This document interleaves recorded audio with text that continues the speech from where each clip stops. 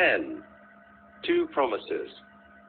More months to the number of 12 had come and gone, and Mr. Charles Darnay was established in England as a higher teacher of the French language, who was conversant with French literature.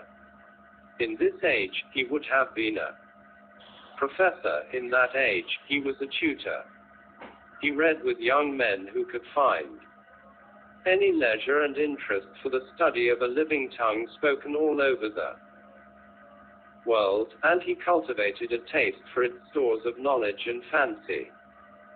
He could write of them, besides, in sound English, and render them into sound English.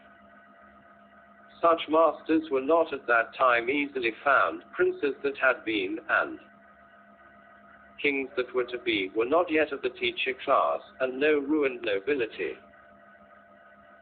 had dropped out of Tellson's ledgers to turn cooks and carpenters. As a tutor, whose attainments made the student's way unusually pleasant and profitable, and as an elegant translator who brought something to his work besides mere dictionary knowledge, young Mr. Darnay soon became known and encouraged. He was well acquainted, moreover, with the circumstances of his country, and those were of ever-growing interest. So, with great perseverance and untiring industry, he prospered.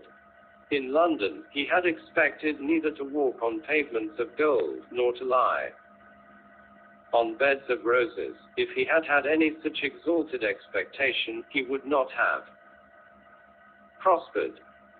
He had expected labor, and he found it, and did it, and made the best of it. In this, his prosperity consisted. A certain portion of his time was passed at Cambridge, where he read with undergraduates as a sort of tolerated smuggler who drove a contraband trade in European languages, instead of conveying Greek and Latin through the custom house. The rest of his time he passed in London. Now, from the days when it was always summer in Eden, to these days when it is mostly winter in fallen latitudes, the world of a man had invariably gone one way: Charles Darnay's way, the way of the love of a woman. He had loved Lucy Manette from the hour of his danger. He had never heard a sound so sweet and dear as the sound of her compassionate voice. He had never seen a face so tenderly beautiful as hers when it was confronted with his own on the edge of the grave that had been dug for him.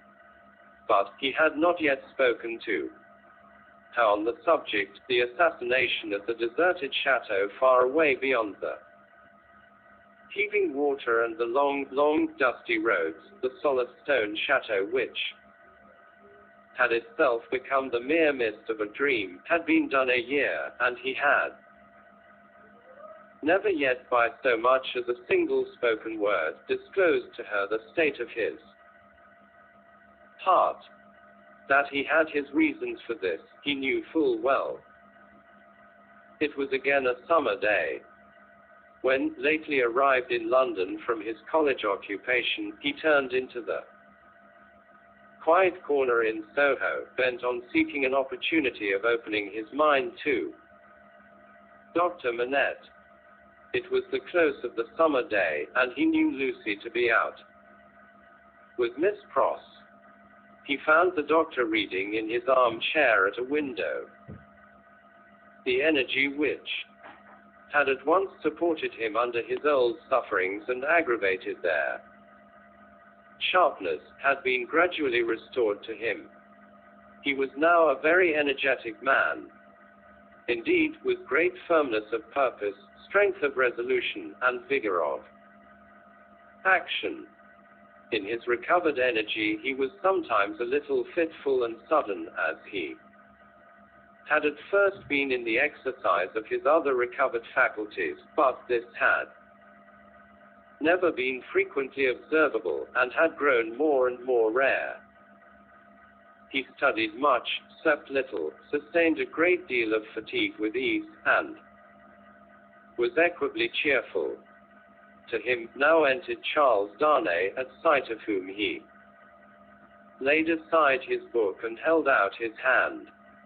Charles Darnay, I rejoice to see you. We have been counting on your return. These 3 or 4 days past, Mr. Stryver and Sidney Carton were both here yesterday, and both made you out to be more than due. I am obliged to them for their interest in the matter, he answered, a little coldly as to them, though very warmly as to the doctor. Miss Manette is well, said the doctor, as he stopped short, and your return will delight us all. She has gone out on some household matters, but will soon be home. Dr. Manette, I knew she was from home. I took the opportunity of her being from home to beg to speak to you. There was a blank silence. Yes, said the doctor, with evident constraint. Bring your chair here and speak on. He complied as to the chair, but appeared to find the speaking on less easy. I have had the happiness, Dr. Manette, of being so intimate here, so he at length began, for some year and a half, that I hope the topic on which I am about to touch may not. He was stayed by the doctor's putting out his hand to stop him. When he had kept it so a little while, he said, drawing it back, Is Lucy the topic? She is. It is hard for me to speak of her at any time. It is very hard for me to hear her spoken of in that tone of yours, Charles Darnay. It is a tone of fervent admiration, true homage, and deep love, Dr. Manette, he said deferentially. There was another blank silence before her father rejoined. I believe it.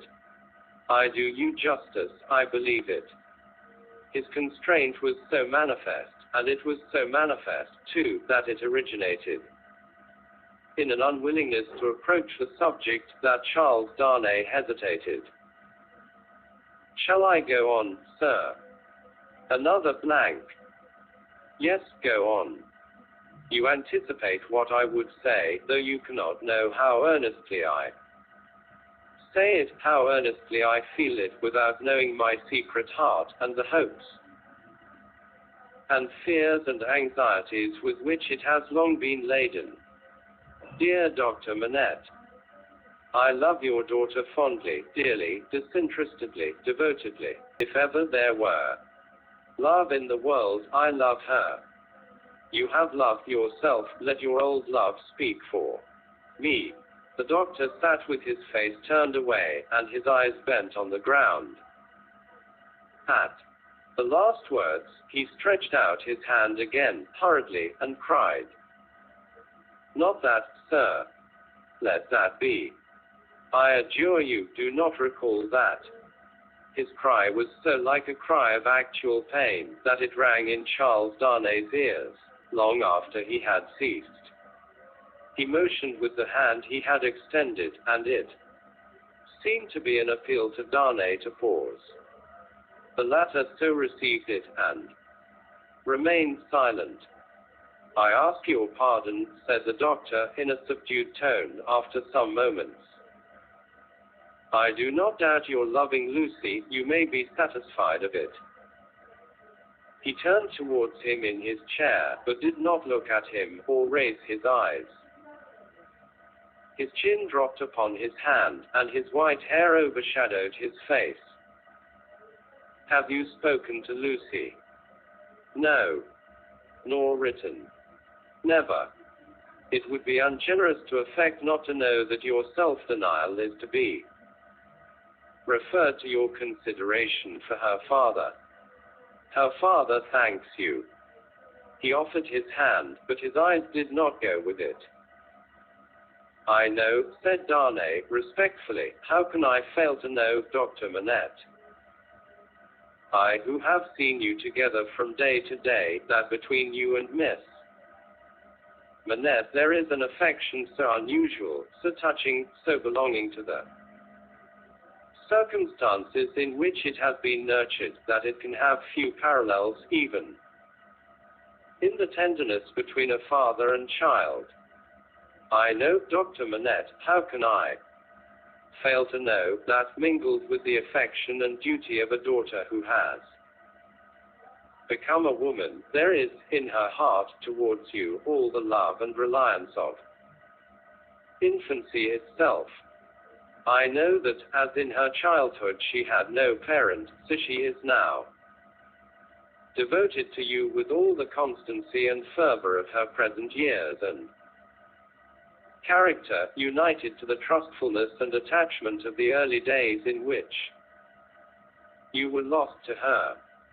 I know perfectly well that if you had been restored to her from the world beyond this life, you could hardly be invested, in her sight, with a more sacred character than that in which you are always with her. I know that, when she is clinging to you, the hands of baby, girl, and woman, all in one air round your neck, I know that in loving you she sees and loves her mother at her own age, sees and loves you at my age, loves her mother broken-hearted, loves you through your dreadful trial and in your blessed restoration.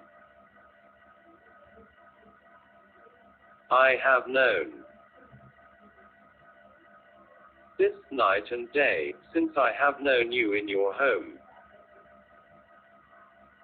Her father sat silent with his face bent down. His breathing was a little quickened, but he repressed all other signs of agitation. Dear Dr. Manette, always knowing this, always seeing her and you with this hallowed light about you, I have forborne and forborne, as long as it was in the nature of man to do it. I have felt, and do even now feel, that to bring my love, even mine, between you, is to touch your history with something not quite so good as itself. But I love her. Heaven is my witness that I love her. I believe it, answered her father, mournfully. I have thought so before now. I believe it. But do not believe, said Darnay, upon whose ear the mournful voice struck with a reproachful sound, that if my fortune were so cast as that, being one day so happy as to make her my wife, I must at any time put any separation between her and you, I could or would breathe a word of what I now say. Besides that I should know it to be hopeless, I should know it to be a baseness, if I had any such possibility, even at a remote distance of years, harbored in my thoughts, and hidden in my heart, if it ever had been there, if it ever could be there, I could not now touch this honoured hand. He laid his own upon it as he spoke. No, dear Dr. Manette. Like you, a voluntary exile from France, like you, driven from it by its distractions, oppressions, and miseries, like you, striving to live away from it by my own exertions, and trusting in a happier future, I look only to sharing your fortunes, sharing your life and home, and being faithful to you to the death. Not to divide with Lucy her privilege as your child, companion and friend, but to come in aid of it, and bind her closer to you, if such a thing can be. His touch still lingered on her father's hand, answering the touch for a moment, but not coldly. Her father rested his hands upon the arms of his chair, and looked up for the first time since the beginning of the conference. A struggle was evidently in his face, a struggle with that occasional look which had a tendency in it to dog doubt and dread. You speak so feelingly and so manfully, Charles Darnay, that first thank you. With all my heart, and will open all my heart, or nearly so. Have you any reason to believe that Lucy loves you? None. As yet none. Is it the immediate object of this confidence, that you may at once ascertain that with my knowledge? Not even so. I might not have the hopefulness to do it for weeks, I might, mistaken or not mistaken, have that hopefulness tomorrow. Do you seek any guidance from me? I ask none, sir. But I have thought it possible that you might have it in your power, if you should deem it right, to give me some. Do you seek any promise from me? I do seek that. What is it? I well understand that without you I could have no hope. I well understand that even if Miss Manette held me at this moment in her innocent heart, do not think I have the presumption to assume so much, I could retain no place in it against her love for her father. If that be so, do you see what, on the other hand, is involved in it? I understand equally well that a word from her father in any suitor's favor would outweigh herself and all the world. For which reason, Dr. Manette, said Darnay, modestly but firmly, I would not ask that word to save my life. I am sure of it. Charles Darnay, mysteries arise out of close love, as well as out of wide division. In the former case, they are subtle and delicate, and difficult to penetrate. My daughter Lucy is, in this one respect, such a mystery to me, I can make no guess at the state of her heart. May I ask, sir, if you think she is, as he hesitated, her father supplied the rest, is sought by any other suitor? It is what I meant to say. Her father considered a little before he answered. You have seen Mr. Carton here yourself. Mr. Stryver is here too. Occasionally. If it be at all, it can only be by one of these. Or both, said Darnay. I had not thought of both. I should not think either likely. You want a promise from me.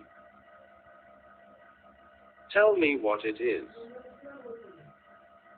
It is that if Miss Manette should bring to you at any time, on her own part, such a confidence as I have ventured to lay before you, you will bear testimony to what I have said, and to your belief in it.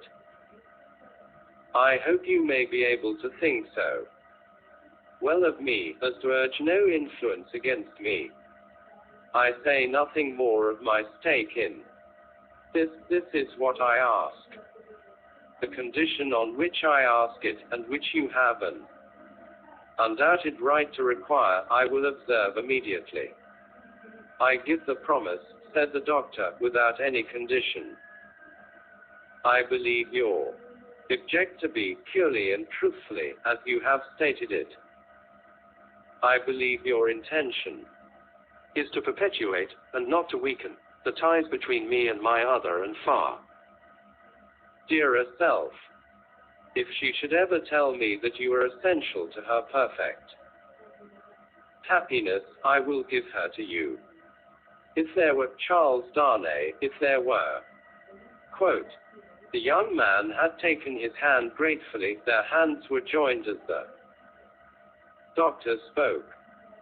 Any fancies, any reasons, any apprehensions, anything whatsoever, new or hold against the man she really loved the direct responsibility thereof not lying on his head. They should all be obliterated for her sake. She is everything to me.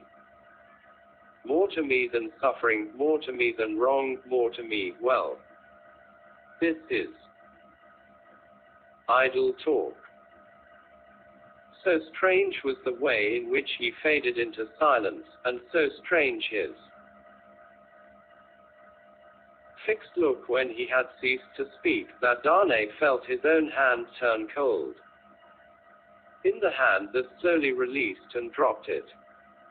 You said something to me, said Dr. Manette, breaking into a smile.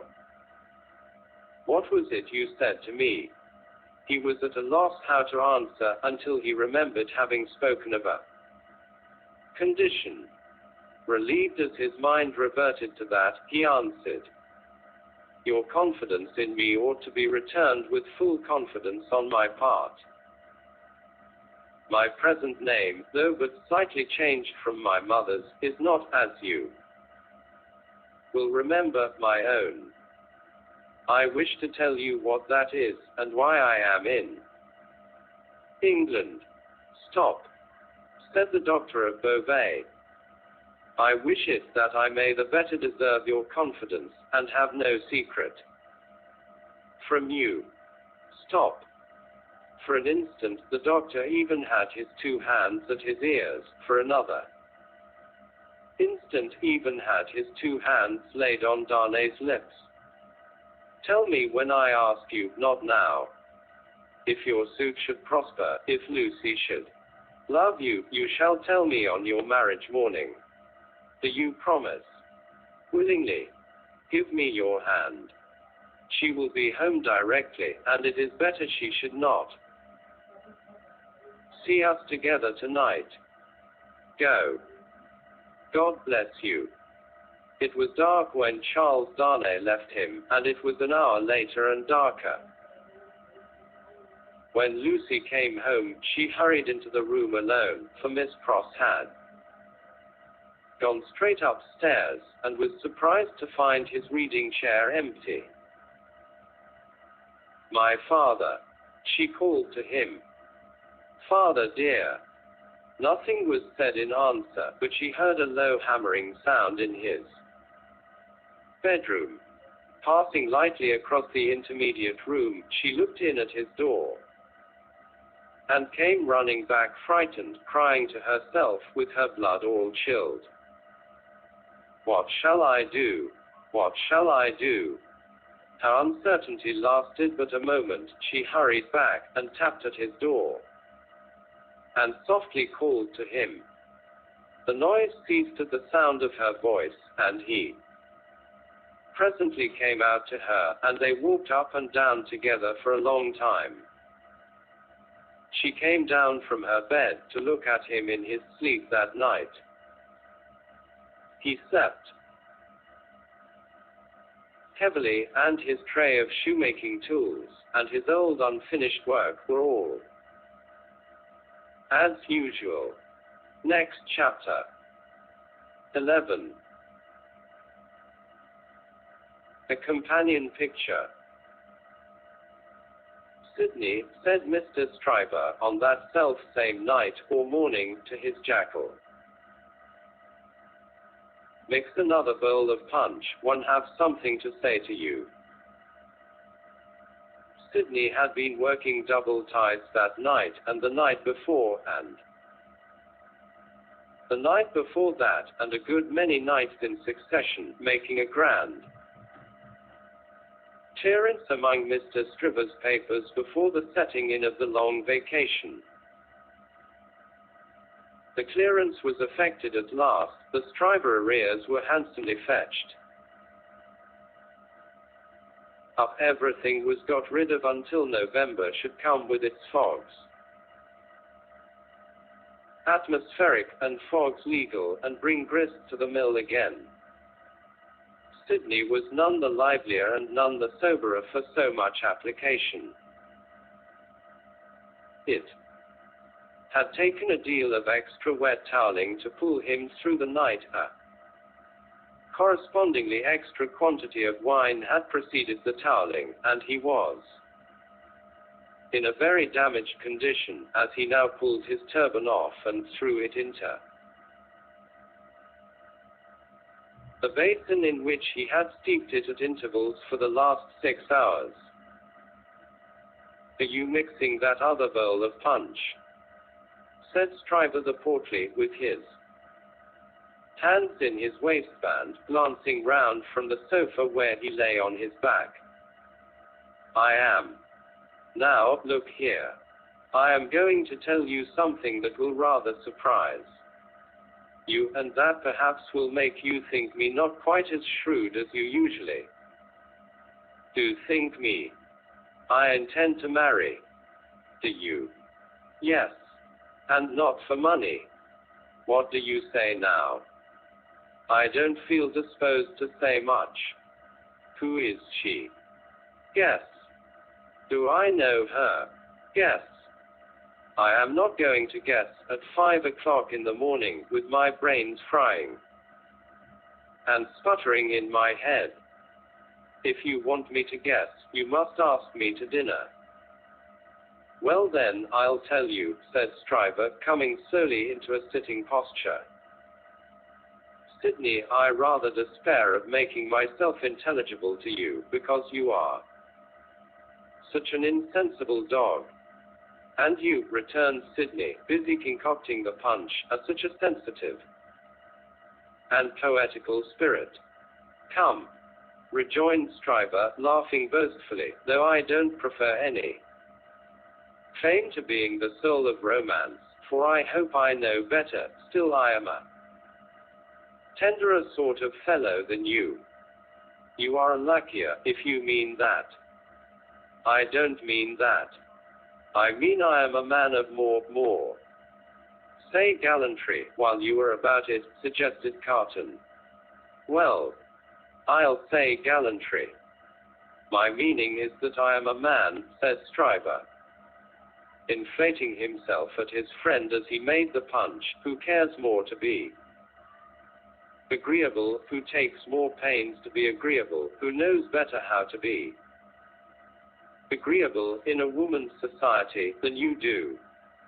"Go on," said Sidney Carton. "No, but before I go on," said Stryver, shaking his head in his bullying way, "I'll have this out with you. You've been at Dr. Manette's house as much as I have, or more than I have. Why, I have been ashamed of your moroseness there. Your manners have been of that silent and sullen and hangdog kind, that, upon my life and soul, I have been ashamed of you, Sidney. It should be very beneficial to a man in your practice at the bar to be ashamed of anything," returned Sidney. "You ought to be much obliged to me." "You shall not get off in that way," rejoined Stryver, shouldering the rejoinder at him. "No, Sidney, it's my duty to tell you, and I tell you to your face to do you good, that you are a devilish ill-conditioned fellow in that sort of society. You are a disagreeable fellow." Sidney drank a bumper of the punch he had made, and laughed. "Look at me," said Stryver, squaring himself. "I have less need to make myself agreeable than you have, being more independent in circumstances." "Why do I do it?" "I never saw you do it yet," muttered Carton. "I do it because it's politic, I do it on principle. And look at me. I get on." "You don't get on with your account of your matrimonial intentions," answered Carton, with a careless air. "I wish you would keep to that. As to me, will you never understand that I am incorrigible?" He asked the question with some appearance of scorn. "You have no business to be incorrigible," was his friend's answer, delivered in no very soothing tone. "I have no business to be, at all, that I know of," said Sidney Carton. Who is the lady? Now, don't let my announcement of the name make you uncomfortable. Sydney, said Mr. Stryver, preparing him with ostentatious friendliness for the disclosure he was about to make, because I know you don't mean half you say. And if you meant it all, it would be of no importance. I make this little preface because you once mentioned the young lady to me in slighting terms. I did. Certainly, and in these chambers. Sidney Carton looked at his punch and looked at his complacent friend, drank his punch and looked at his complacent friend. You made mention of the young lady as a golden-haired doll. The young lady is Miss Manette. If you had been a fellow of any sensitiveness or delicacy of feeling in that kind of way, Sidney, I might have been a little resentful of your employing such a designation, but you are not. You want that sense altogether. Therefore I am no more annoyed when I think of the expression than I should be annoyed by a man's opinion of a picture of mine who had no eye for pictures, or of a piece of music of mine who had no ear for music. Sidney Carton drank the punch at a great rate, drank it by bumpers, looking at his friend. Now you know all about it, Sid, said Mr. Stryver. I don't care about Fortune. She is a charming creature, and I have made up my mind to please myself. On the whole, I think I can afford to please myself. She will have in me a man already pretty well off, and a rapidly rising man, and a man of some distinction. It is a piece of good fortune for her, but she is worthy of good fortune. Are you astonished? Carton, still drinking the punch, rejoined, Why should I be astonished? You approve. Carton, still drinking the punch, rejoined, Why should I not approve? Well, said his friend Stryver, you take it more easily than I fancied you would, and are less mercenary on my behalf than I thought you would be. Though, to be sure, you know well enough by this time that your ancient chum is a man of a pretty strong will. Yes, Sidney, I have had enough of this style of life. With no other as a change from it, I feel that it is a pleasant thing for a man to have a home when he feels inclined to go to it. When he doesn't, he can stay away, and I feel that Miss Manette will tell well in any station, and will always do me credit. Sir, I have made up my mind. And now, Sidney, old boy, I want to say a word to you about your prospects. You are in a bad way, you know, you really are in a bad way. You don't know the value of money, you live hard, you'll knock up one of these days, and be ill and poor. You really ought to think about a nurse. The prosperous patronage with which he said it made him look twice as big as he was, and 4 times as offensive. Now, let me recommend you, pursued Stryver, to look it in the face.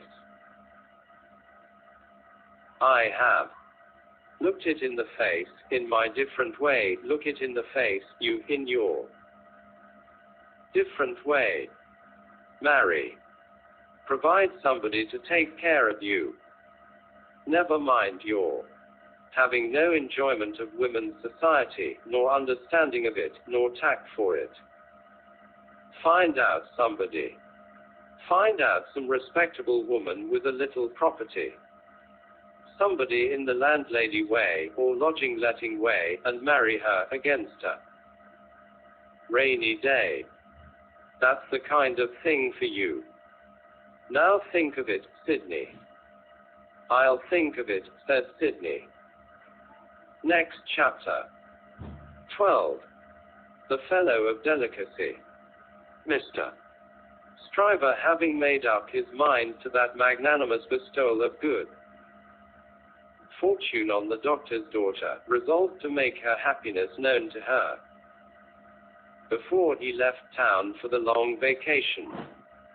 After some mental debating of the point, he came to the conclusion that it would be as well to get all the preliminaries done with, and they could then arrange at their leisure whether he should give her his hand a week or two before Michaelmas term, or in the little Christmas vacation between it and Hilary. As to the strength of his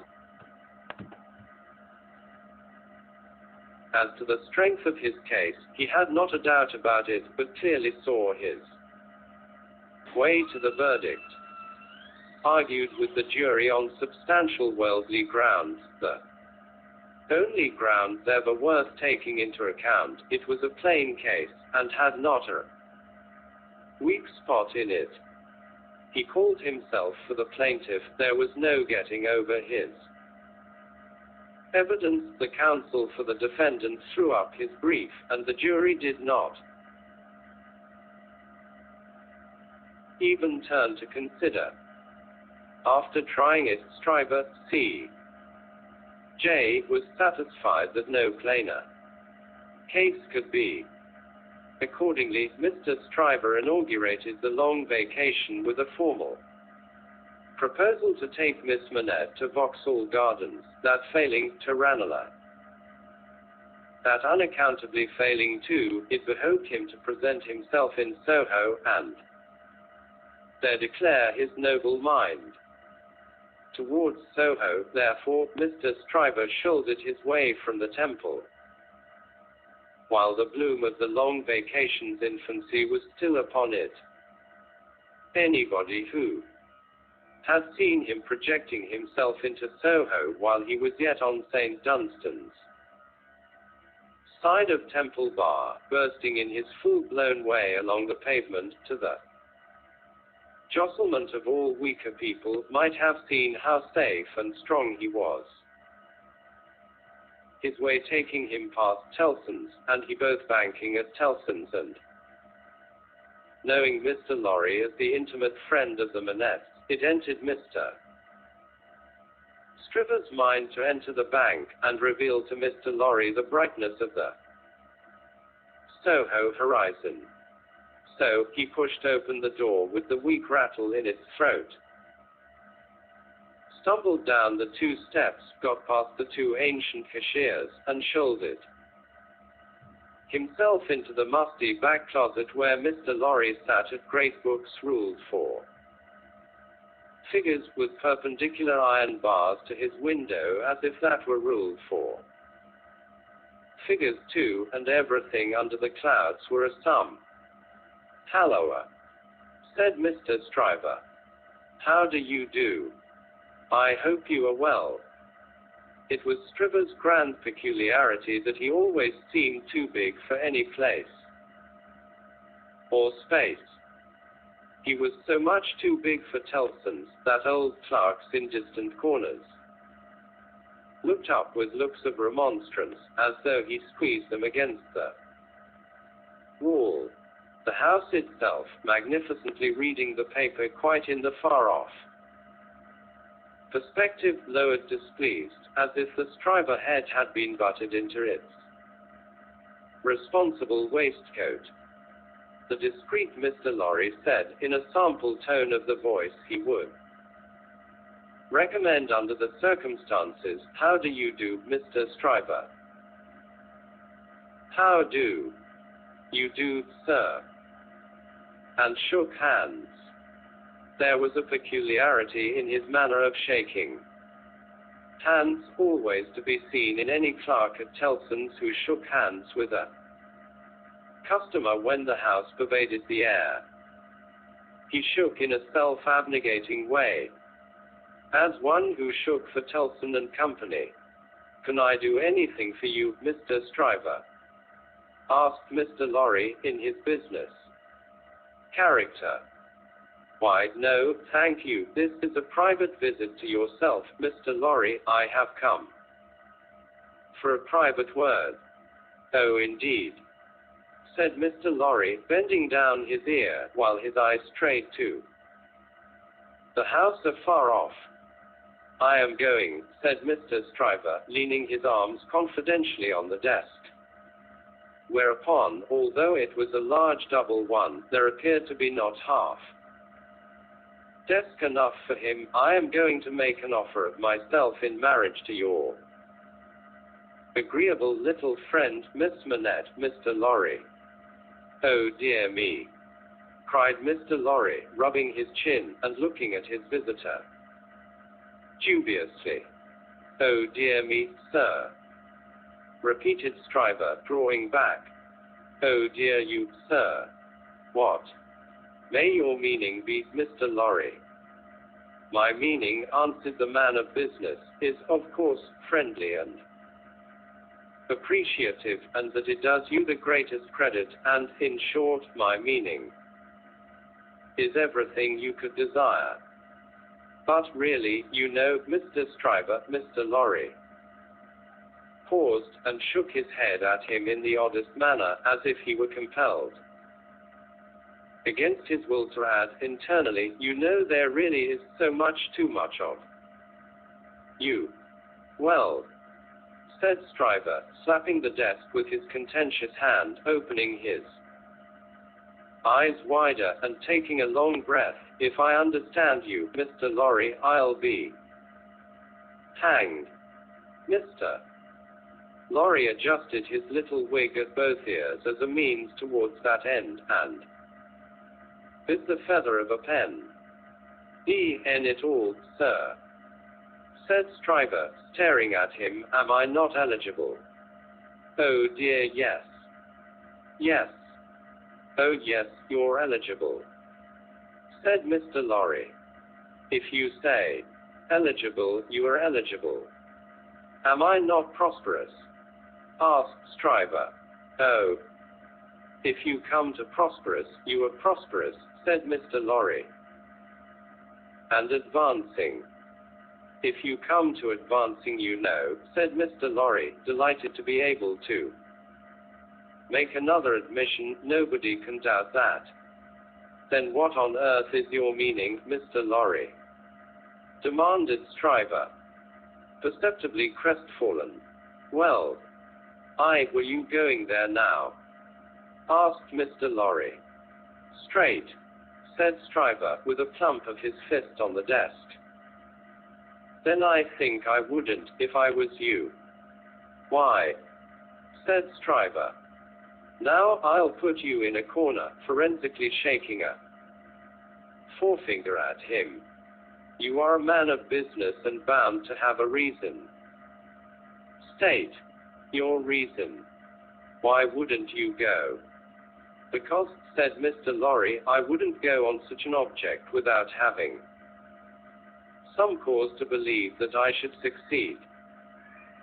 D.N. me, cried Stryver, but this beats everything. Mr. Lorry glanced at the distant house, and glanced at the angry Stryver. Here's a man of business, a man of years, a man of experience, in a bank, said Stryver, and having summed up 3 leading reasons for complete success, he says there's no reason at all. Says it with his head on. Mr. Stryver remarked upon the peculiarity as if it would have been infinitely less remarkable if he had said it with his head off. When I speak of success, I speak of success with the young lady, and when I speak of causes and reasons to make success probable, I speak of causes and reasons that will tell us such with the young lady. The young lady, my good sir, said Mr. Lorry, mildly tapping the Stryver arm, the young lady. The young lady goes before all. Then you mean to tell me, Mr. Lorry, said Stryver, squaring his elbows, that it is your deliberate opinion that the young lady at present in question is a Mincing fool. Not exactly so. I mean to tell you, Mr. Stryver, said Mr. Lorry, reddening, that I will hear no disrespectful word of that young lady from any lips, and that, if I knew any man, which I hope I do not, whose taste was so coarse, and whose temper was so overbearing, that he could not restrain himself from speaking disrespectfully of that young lady at this desk, not even Tellson's should prevent my giving him a piece of my mind. The necessity of being angry in a suppressed tone had put Mr. Stryver's blood vessels into a dangerous state when it was his turn to be angry. Mr. Lorry's veins, methodical as their courses could usually be, were in no better state now. It was his turn. That is what I mean to tell you, sir, said Mr. Lorry. Pray let there be no mistake about it. Mr. Stryver sucked the end of a ruler for a little while, and then stood hitting a tune out of his teeth with it, which probably gave him the toothache. He broke the awkward silence by saying, "This is something new to me, Mr. Lorry. You deliberately advise me not to go up to Soho and offer myself, Stryver of the King's Bench Bar. Do you ask me for my advice, Mr. Stryver?" "Yes, I do." "Very good. Then I give it, and you have repeated it correctly. And all I can say of it is," laughed Stryver with a vexed laugh, "that this pa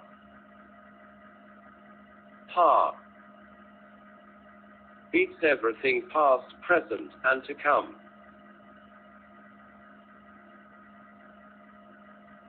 "Now understand me," pursued Mr. Lorry. "As a man of business, I am not justified in saying anything about this matter, for, as a man of business, I know nothing of it. But as an old fellow, who has carried Miss Manette in his arms, who is the trusted friend of Miss Manette and of her father too, and who has a great affection for them both, I have spoken. The confidence is not of my seeking, recollect. Now, you think I may not be right." "Not I," said Stryver, whistling. "I can't undertake to find third parties in common sense. I can only find it for myself. I suppose sense in certain quarters. You suppose mincing bread and butter nonsense. It's new to me, but you are right, I dare say. What I suppose, Mr. Stryver, I claim to characterize for myself, and understand me, sir," said Mr. Lorry, quickly flushing again, "I will not even at Tellson's have it characterized for me by any gentleman breathing. There." "I beg your pardon," said Stryver. "Granted. Thank you. Well, Mr. Stryver, I was about to say, it might be painful to you to find yourself mistaken. It might be painful to Dr. Manette too. Have the task of being explicit with you. It might be very painful to Miss Manette to have the task of being explicit with you. You know the terms upon which I have the honor and happiness to stand with the family, if you please. Committing you in no way, representing you in no way, I will undertake to correct my advice by the exercise of a little new observation and judgment, expressly brought to bear upon it. If you should then be dissatisfied with it, you can but test its soundness for yourself. If, on the other hand, you should be satisfied with it, and it should be what it now is. It may spare all sides what is best spared. What do you say? How long would you keep me in town? Oh, it is only a question of a few hours. I could go to Soho in the evening, and come to your chambers afterwards. Then I say yes, says Stryver, I won't go up there now, I am not so hot upon it as that comes to. I say yes, and I shall expect you to look in tonight. Good morning.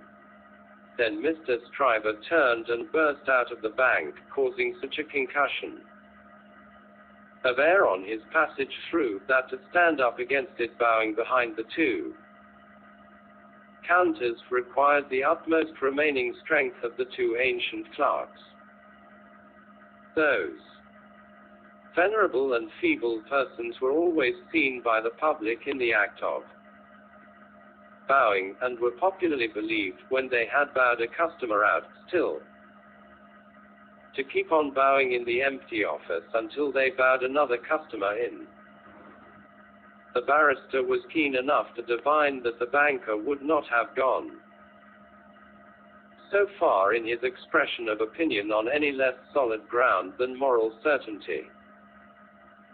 Unprepared as he was for the large pill he had to swallow, he got it down. And now, said Mr. Stryver, shaking his forensic forefinger at the temple in general, when it was down, my way out of this is to put you all in the wrong. It was a bit of the art of an Old Bailey tactician, in which he found great relief. You shall not put me in the wrong, young lady, said Mr. Stryver, I'll do that for you. Accordingly, when Mr. Lorry called that night as late as 10 o'clock, Mr. Stryver, among a quantity of books and papers littered out for the purpose, seemed to have nothing less on his mind than the subject of the morning. He even showed surprise when he saw Mr. Lorry, and was altogether in an absent and preoccupied state. Well, said that good-natured emissary, after a full half-hour of bootless attempts to bring him round to the question. I have been to Soho. To Soho, repeated Mr. Stryver coldly. Oh, to be sure.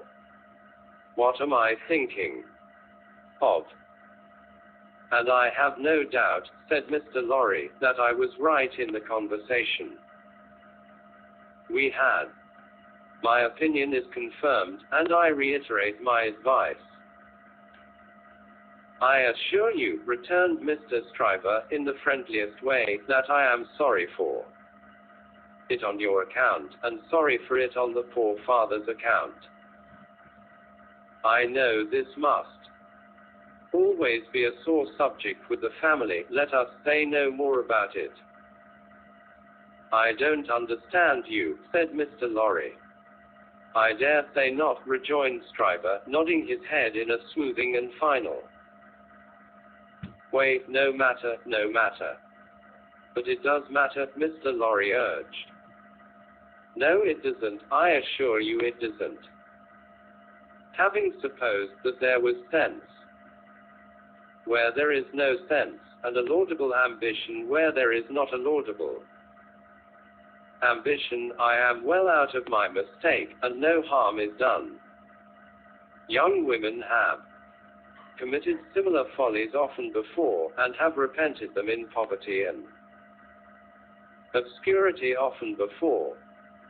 In an unselfish aspect, I am sorry that the thing is dropped, because it would have been a bad thing for me in a worldly point of view. In a selfish aspect, I am glad that the thing has dropped, because it would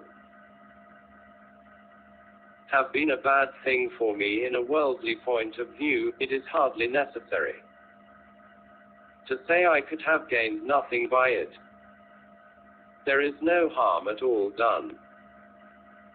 I have not proposed to the young lady, and, between ourselves, I am by no means certain, on reflection, that I ever should have committed myself to that extent.